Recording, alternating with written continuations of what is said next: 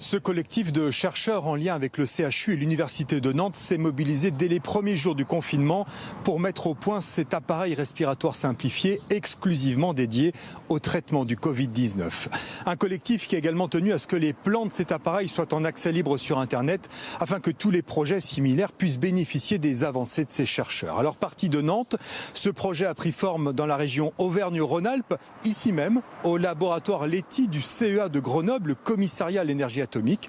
C'est ici qu'ont pu être mis au point les 50 premiers prototypes qui vont être maintenant déployés dans les hôpitaux pour mener des essais cliniques.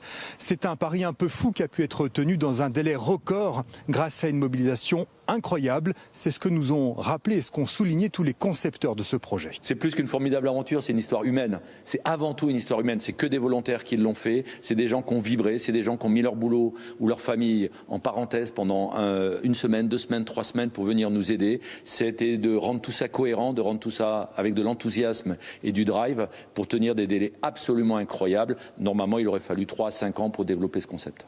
En simplifiant cet appareil respiratoire, les chercheurs ont également considérablement réduit son coût de fabrication. Il est désormais de 1 000 à 2 000 euros contre 30 000 à 50 000 euros pour un modèle industriel. Alors la France ne connaît pas pour l'heure de pénurie de respirateurs, mais si les autorisations sont accordées, le fabricant français SEB est prêt à lancer une production à grande échelle, plusieurs centaines d'appareils en quelques semaines, pour être distribués dans les hôpitaux français ou pourquoi pas dans des pays comme en Afrique ou en Inde.